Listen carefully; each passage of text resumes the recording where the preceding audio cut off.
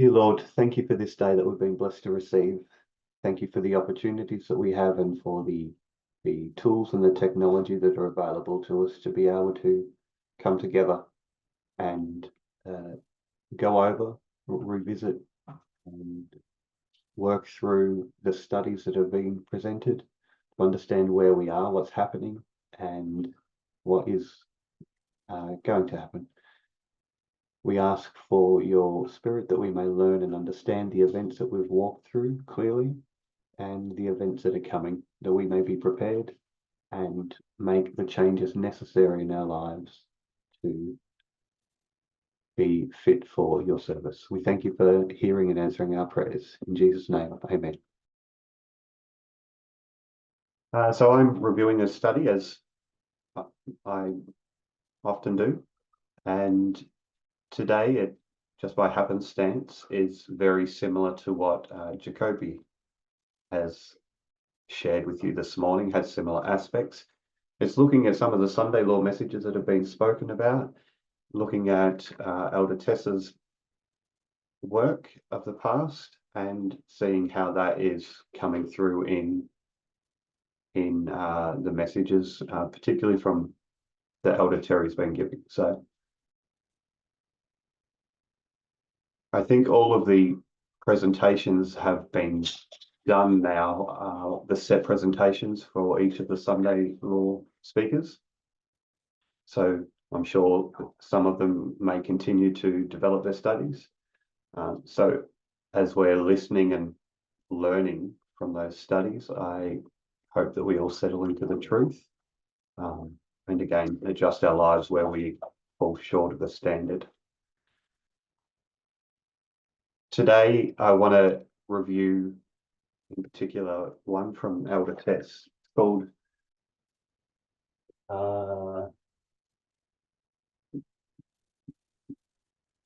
Acts 27.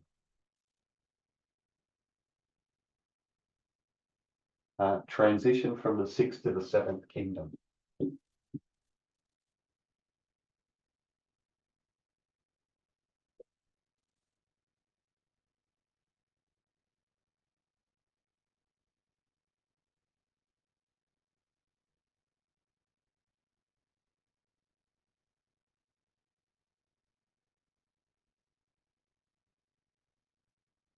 And I'm just going to run through some basic information that is a review of what we've seen and learned for a long time in the message,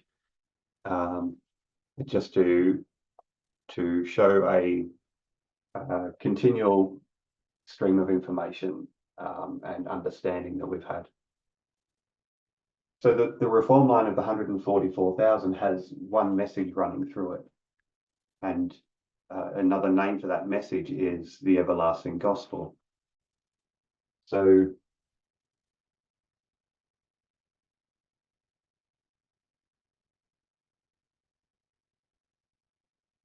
you know this line, 3, 4, 5, and you've seen it drawn out many times.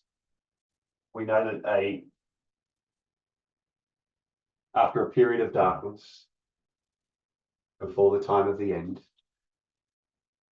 we see a messenger arrive who begins a work of developing a message. And it's so basic and simple as we look back at it now. But at the time, it's quite cutting edge because during this darkness period, we lost a lot of the truth. You take it back, this is part of 126 back here. As a result of steps taken back in 1863, the continual darkness that set upon the people, or the lack of truth that they had as a result of steps that they took, had led us to a point where a new messenger needs to set up to straighten out and correct the wrong information that had been absorbed. So Elder Jeff comes along, and I'm just going to use rough dates. There won't be anything really precise. Don't don't focus too much on the specifics of the dates. It's just a generalization. And he's going to draw a line that says something like the time of the end, Sunday law, close of probation, I'll put it.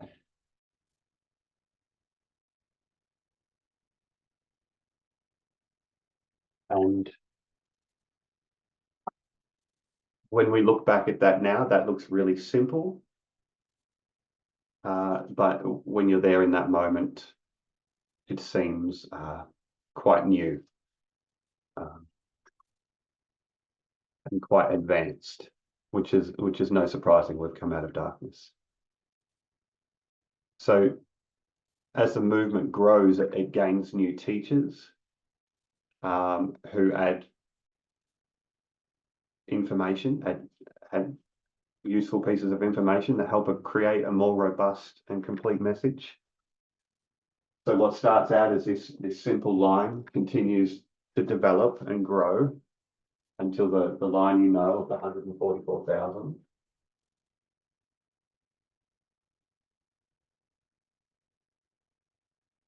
And this line is, with the exception of this one here,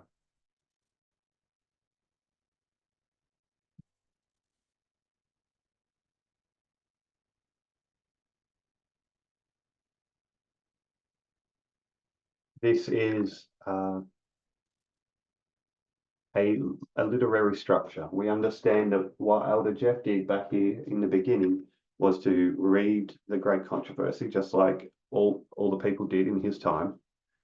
But what he did differently was to draw it out on a whiteboard. And so what you see when you draw it out on a whiteboard is it helps to show the literary structure that was being used by Ellen White. Now that's just standard information. Anybody who picked up the Great Controversy could see that there was a structure there, and the only difference was it was depicted on the board. So if anyone had chosen to depict it onto a board like it is behind me, they can easily get that information. Sometimes as these messengers come, we know that the seed is planted. There's only ever one seed in the agricultural model that it talks about. And that message continues to grow. We always draw it as an increase in knowledge.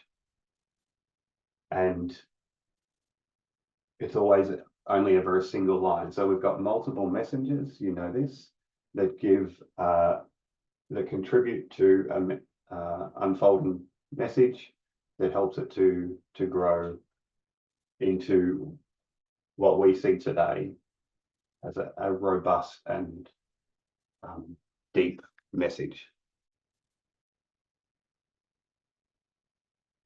Sometimes people come along and give, they've got flaws or mistakes in the way they use the methodology, and that means that their answer for their answers in their presentation or the direction of their presentation isn't correct. So we have some people coming along, good intending people, they make mistakes in their methodology, and you get a wrong answer or incorrect answers. And what happens is that those messages fall away. Double-edged. So there isn't any leader who steps up within the movement and says, you shouldn't watch this presentation. No elder gets up and says this, or shouldn't say this, or tells you what to not watch something. So it's almost like it works itself out. The truth is presented. Let's say if you take it back to 2018, Elder Tess was going to get up and present at Arkansas, and at that same time there was another message that came in that was supposed to be the Midnight Cry. So there was supposed to be 2 Midnight Cry messages at that time. Obviously there's only ever one that's correct, and that one that came forth was obviously Albertes's. And the other one fell away. It falls by the wayside. It's forgotten and lost in time. So we are reliving that same experience where we have a continual stream of studies in a movement leading forward, progressing, and at certain points there's going to be incorrect studies, incorrect methodology used, and they're going to fall behind and get straightened out or corrected. So that shouldn't be anything too new to anyone. Just wanted to point out that no one in the movement tells anybody to not watch them. They are just they work. The truth works itself out through study and investigation, not just by itself, but through diligent study and an explanation of the events.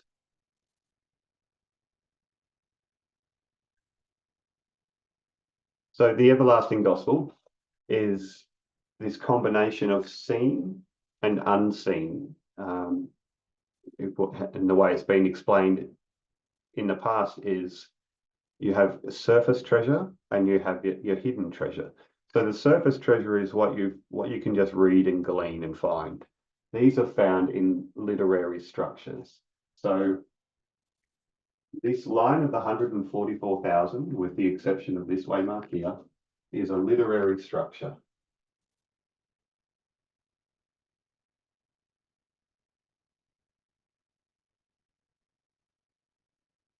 There's no, you don't need any special tools to be able to find this. All you're doing is picking and choosing what waymarks you want to grab out of Ellen White's writings. And this is what Elder Jeff does at the very beginning. So over time, it expands out into the waymarks that you know of, the 144,000. So these simple patterns or structures, literary structures that I've called them, is like a template. And this template we overlay onto history.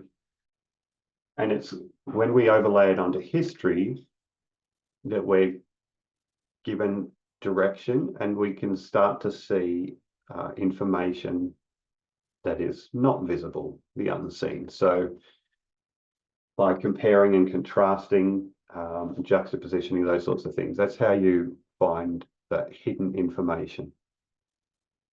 So by itself, this line doesn't do anything. It doesn't help you. It's when you make an application of these and start adding our current points of history on it that it starts to become more powerful and useful to the people. So I'm going to head back to the story that Elder Tess started with Acts 27. And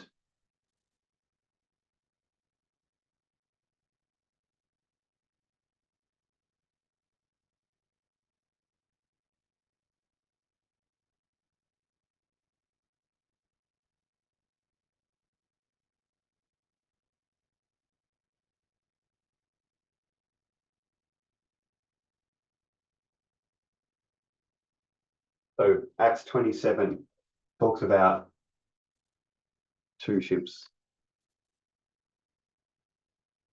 This was the study of institutions, as Elder Tess called them.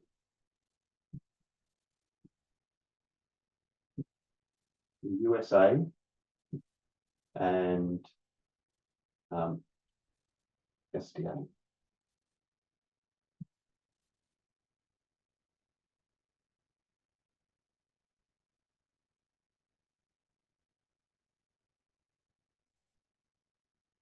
Not going to go into any detail to explain those dates. I'm sure we've been over them lots before. There's obviously two lines when we come to Acts 27, or two ships that we talk about. So I understand that this number that I'm putting in doesn't equate to this vessel. I want to highlight the number 273. So The number 273 occurs between the midnight cry and the Sunday law. And what this 273 is a key. So all the other information in here that we have from Acts chapter 27, from 1 right through to the end, it gives you a whole heap of information, cherry-picked information. It's just information that that author has given to us in the Bible that tells a particular history.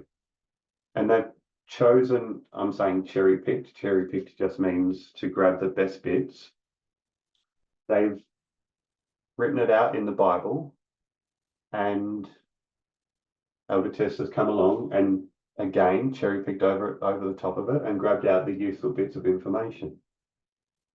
And that information on the board is what we had written up. It is a literary structure. It is something that any Protestant person or any other Bible reading person could gain.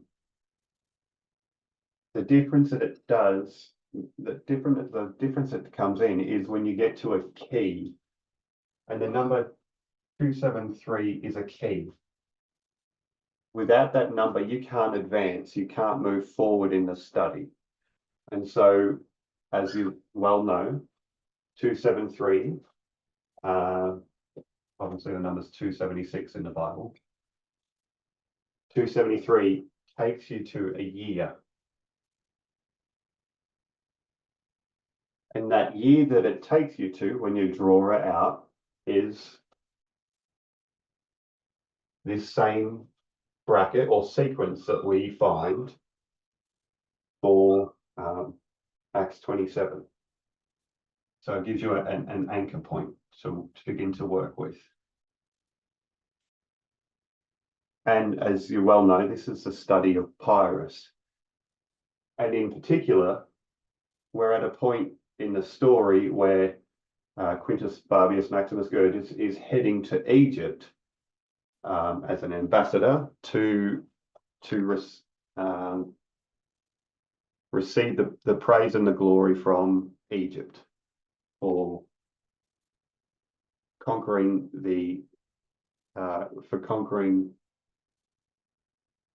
Pyrrhus. Went blank there for a second.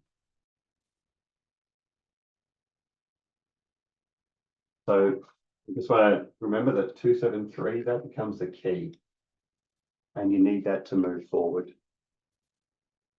273 does a lot for you within the story of Acts 27 and how the midnight cry opened up, because it's through 273 that you're able to open up the study of Pyrrhus.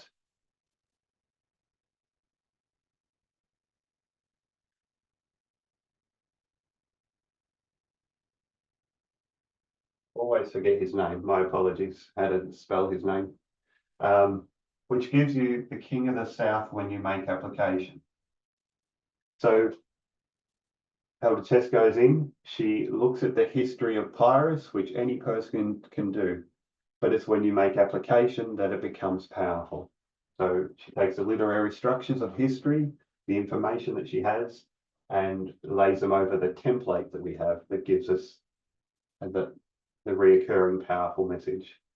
So it gives you a study of the King of the South, and it gives you a study of world wars,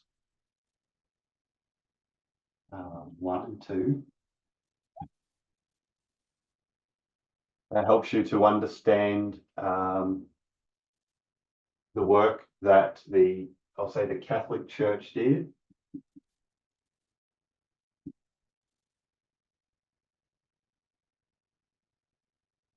And you understand how this works. It continues layer upon layer until there's so many lines underneath here that help us to understand and get us to the point where we're saying there is no Sunday law.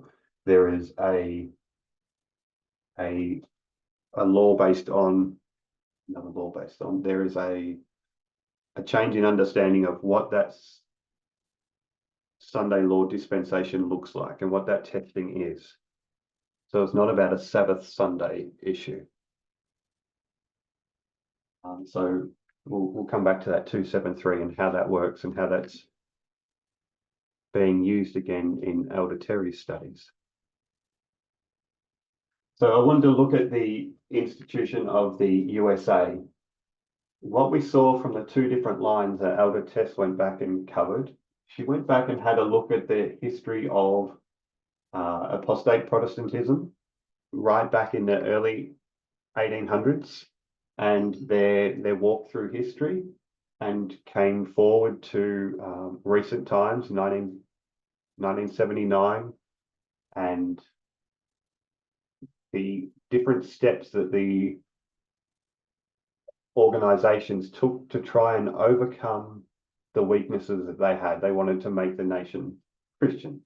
They put in God we trust in the coins. You understand and recall those presentations that have been done in the past, and how they really did, how that role changed as we move forward in history. How they had to change their way they were attacking or playing their version of the game. So she also went back in history to have a little bit of a look at the USA and how the USA started and then advanced through. And I think from the way I'm understanding the story, she didn't get very far through there. So what I think she did and covered a lot was to cover the history of the church and apostate Protestantism, what happened previous to 1989. And I believe what Elder Terry has done really well is to go back and go over a lot of the same material that Elder Tess has done, just looking at it in deeper, to have a look at what was the USA doing. And in particular, if you're looking at her studies, you'll see the two different mindsets that fled Europe at the end of the 1260 to come over to the USA. And then the advancement of that mindset, the two different groups, to our current history today. So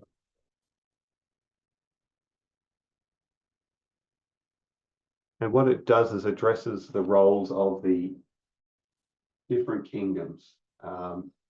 This transitioning that Elder Tess called it is talking about the role of USA, Russia, and the UN, and touches briefly on radical Islam.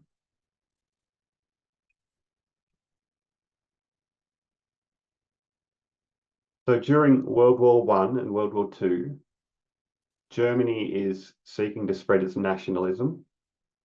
It wants to conquer other countries with the support from Italy and Spain in particular are there to help. And at the end of World War II, many countries said they didn't want to experience that sort of world war, that scale of destruction, where one country is exerting or pushing its dominance over others. So they banded together to design a body or an organization to put a check on the superpowers like the one they just witnessed, Germany. And they wanted to stop that from happening again, to stop this powerful country, whichever it would be in the future, from exerting or putting forth its dominance and power over others. So I'll just share the screen with you. There's a quote that we'll read. It's a familiar one to you.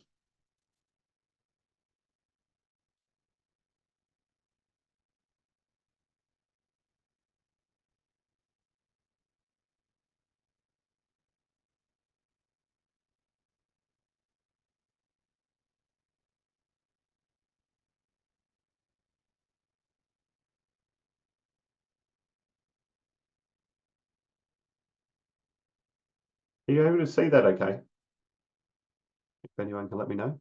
Yes. Yes. Thank you.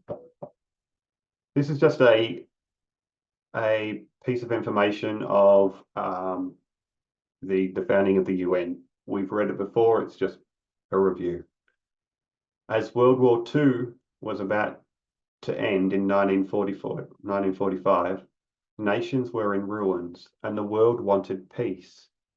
Representatives of 50 countries gathered at the United Nations Conference on International Organization in San Francisco, California from the 25th of April to 26th of June 1945. For the next 2 months, they proceeded to draft and then sign the UN Charter, which created a new international organization, the United Nations, which it hoped would prevent another world war like the one they had just lived through.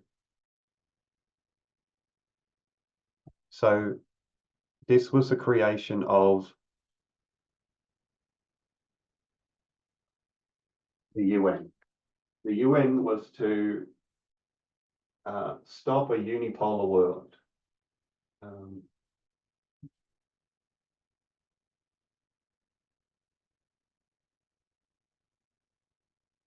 But as we're aware from looking over history, from the very beginning or the very inception of the UN, there was already a bipolar world.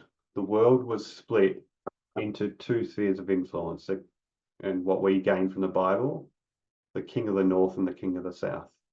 So America and the USSR.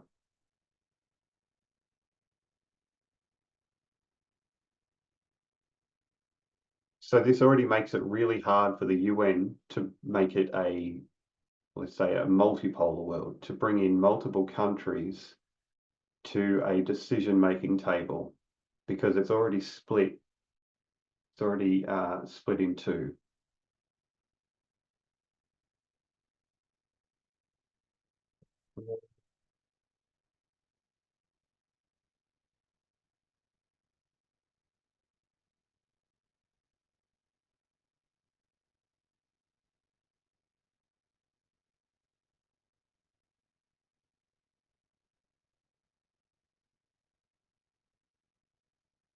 So in 1979, the USSR invades Afghanistan. So we've had a Cold War.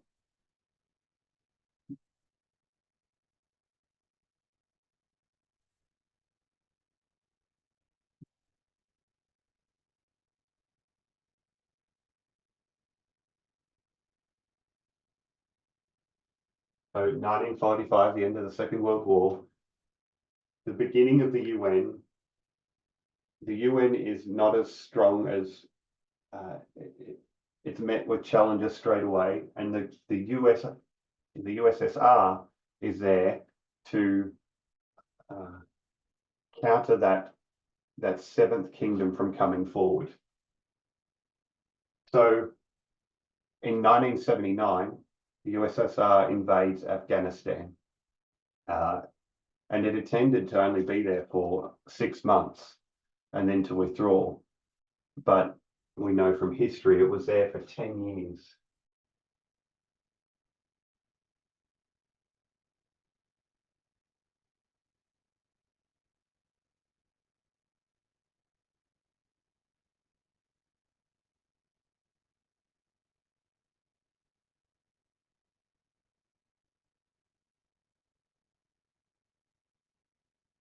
So this war helped to weaken an already weak USSR.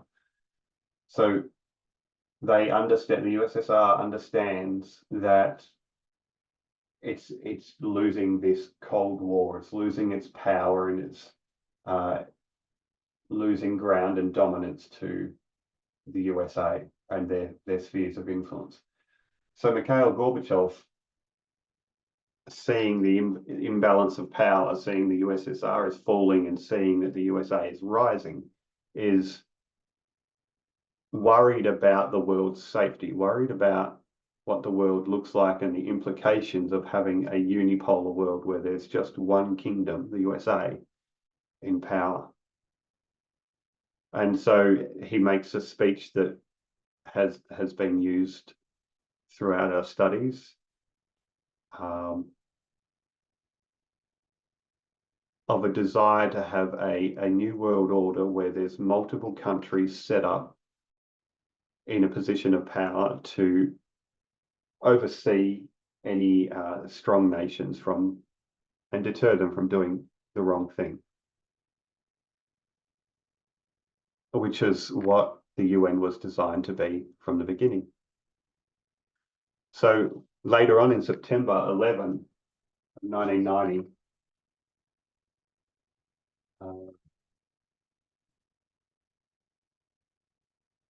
this is the famous speech that George Bush Sr. got up and gave. He wanted to redefine and even hijack the term New World Order. So you may know, like the word woke was used in a different term to the way it's used now. Now it's used as a derogatory term. Previously, it was used to be a word that was a person who was awake to the things that were happening. So that term was definitely changed. And so what George Bush has done is to change the meaning of New World Order.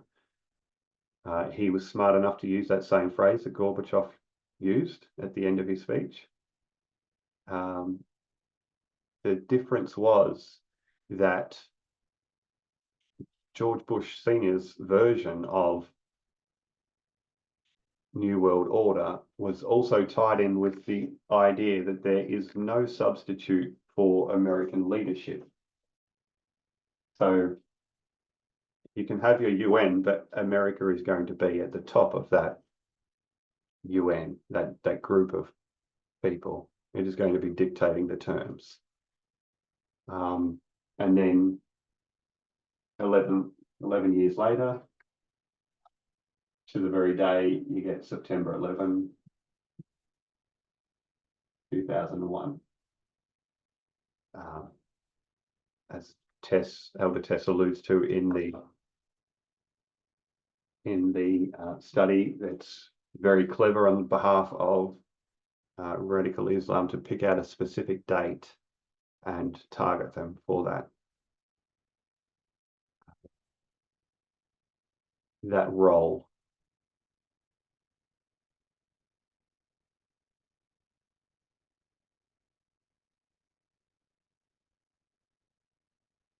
So I was saying before that this is the role of the USA wants to be king of everything. This is depicted in the Bible. They want to be king of everything, rule everything.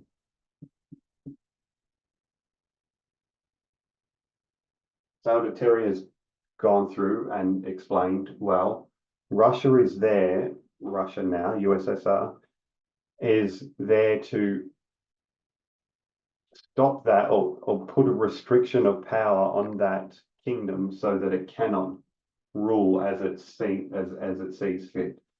And then radical Islam is that tool that came in and attacked the USA and made significant changes to the way the USA deals with issues. So Elder Terry went into a a history given by a writer, Edward Smith, I think is Edward Price, I think his name is, and I will share screen with you and just read a couple of lines from.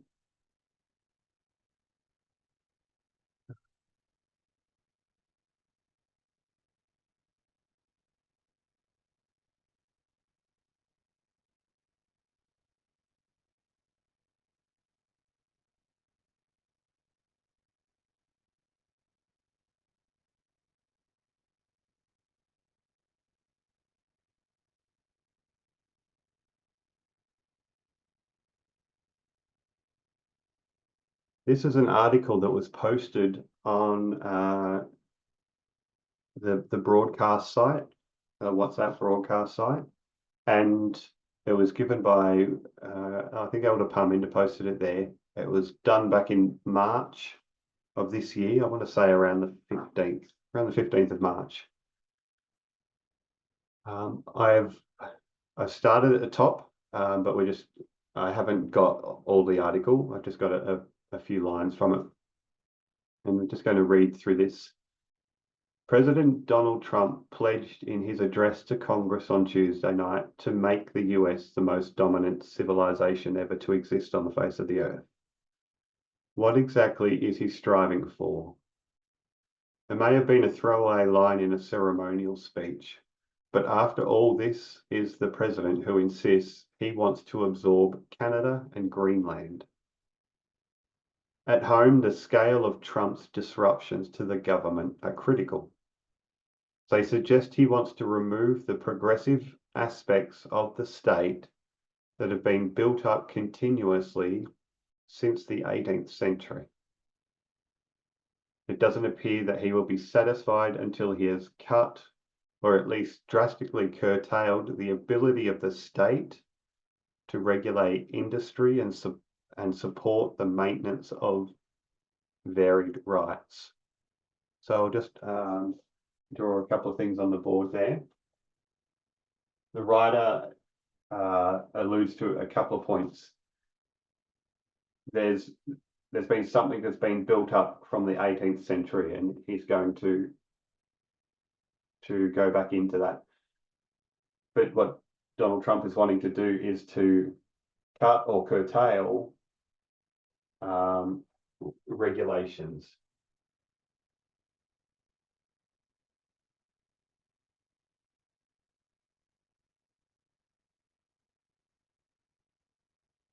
And it just means to curtail means to hamper or to unwind, to remove some of the problems that are hindering the industry.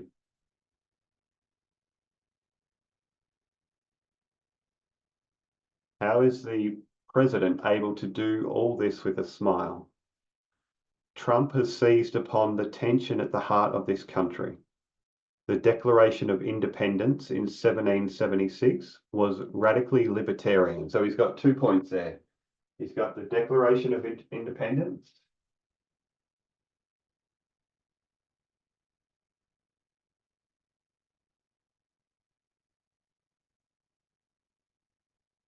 and this is radically libertarian. So this is the idea that I'll let the writer explain it. He's going to do a good job. It defied English law. So we understand it was under the rule of England. And so by breaking away from England, this Declaration of Independence, it is breaking laws in order to be able to do that, breaking away from the old. It defied a king, so that's how they're breaking the law. But keeping such rights required a move away from libertarianism through the creation of a constitution in 1789. So this is the 18th century that he's talking about in the previous paragraph.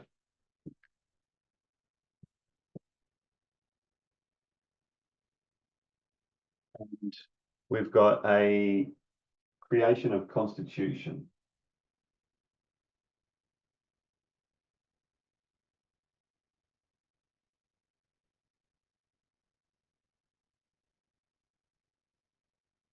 So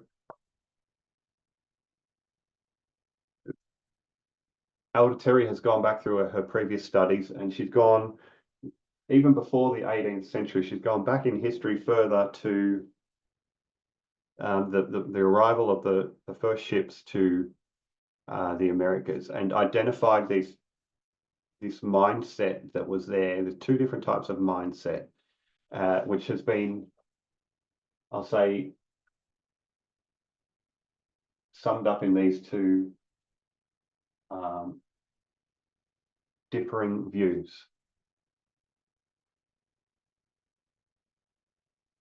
So the creation of the Constitution, as the document's going to go on and say, is that meant that crafting American law and obeying it too. So you've got, I'll say, law on this side, and just for contrast, I'm just going to write lawless, just as an easy compare and contrast. It may not be the best word for it.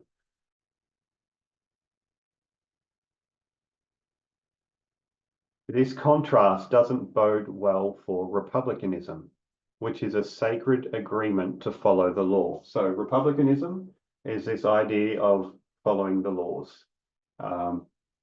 This libertarianism that what they're using over here is this moving away from the law, the way it's been defined in this article. The state we know today was born in the 1780s when elites convened and wrote the Constitution. So he's identifying the state here. This is a state, and this is born through the creation of the Constitution. This idea that there's a set of laws that they're going to follow. These are designed to be good laws to help keep the country from going into the ways of the old world, or those of Europe, where they had a king ruling over them.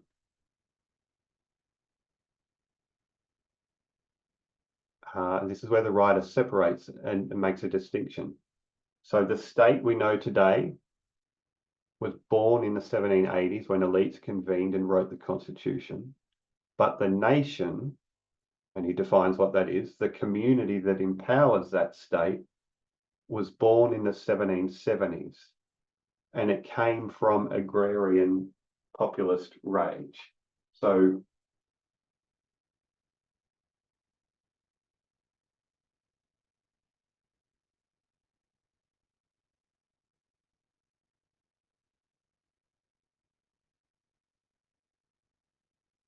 just what the writer's doing there is just identifying these different concepts here. The nation being born out of this,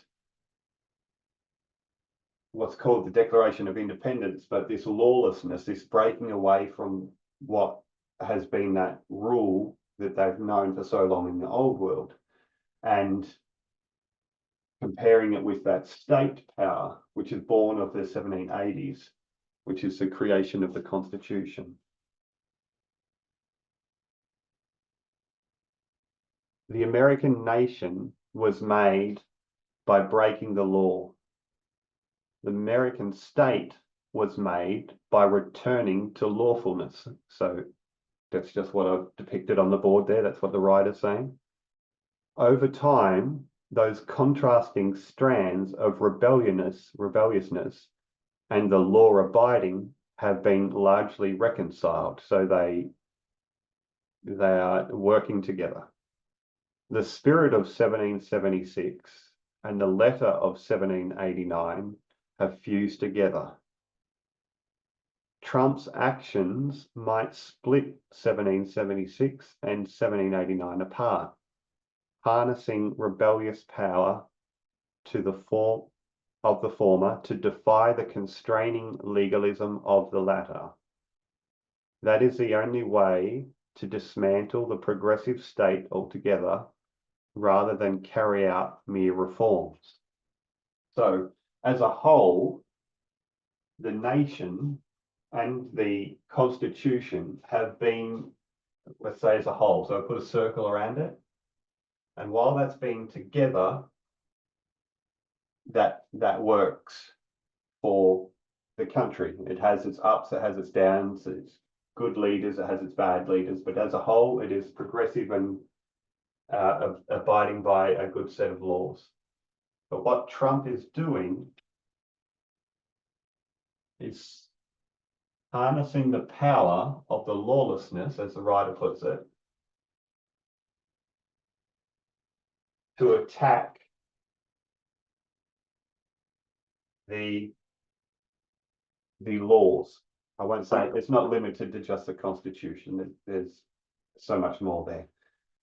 So what that does is affects how it really does affect everything, but it affects how the balances of power have previously kept in check. So, and what it does is it removes those checks of power, and it raises up this group of people to attack the idea of laws.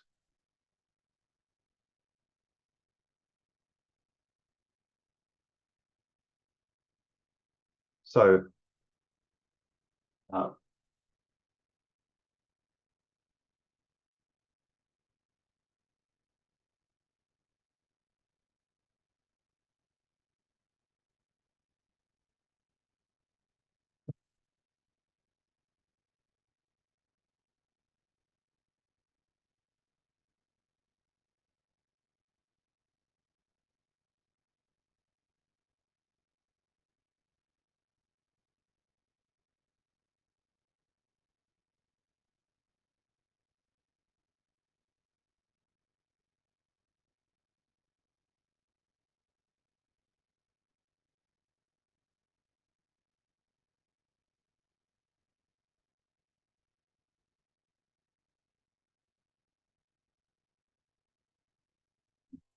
273 is study this verse in Acts 36 gives you the key. That key unlocked many things in the Midnight Cry message. It also unlocked time. What Elder Terry has done is to take that same bracket there and that 273, that exact same key, which has again given time for uh, for its sway mark. So what I believe I've gleaned, no great insight or anything, Elder Tess really did cover well much of the church, and she also covered a lot of America. But I believe what Elder Terry has done is to come into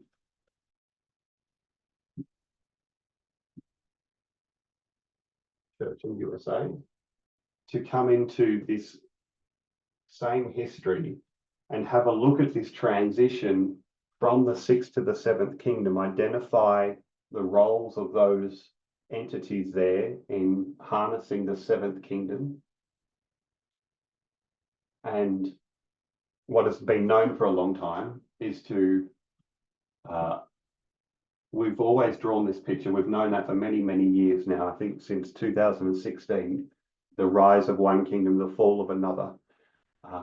But to see what that looks like, to identify how it's moving, and as you've seen her take it back through history, right back to the first ships, and then work her way forward to understand America,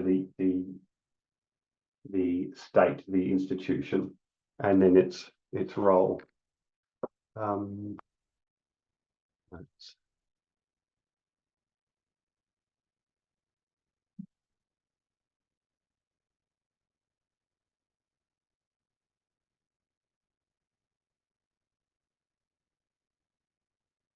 So Acts 27 was always a story of what is happening to America between this midnight cry Sunday law period. And Elder Terry has used that Quintus Fabius Maximus Gurgis to have a look. How is that country rising? How is that falling? It's telling the same story, but from a different perspective. I think that's okay. I will close there, and then I will open up for any questions. If you would like to bow your heads. Dear Lord, as we continue to look at the studies that have been presented, I pray for your grace and your truth and your spirit that we all may learn and grow and understand and comprehend what's been taught, and to see how that is affecting us, how it's affecting the future, how it's impacting that seventh kingdom as it rises, how it moves forward in strength as it's still rising and rising. Help us to understand the implications that has on us as a people living in this period, as it affects us differently all around the world, but comes to the ultimate same conclusion. We ask for your blessings on this Sabbath as we continue to learn of you. In Jesus' name, amen.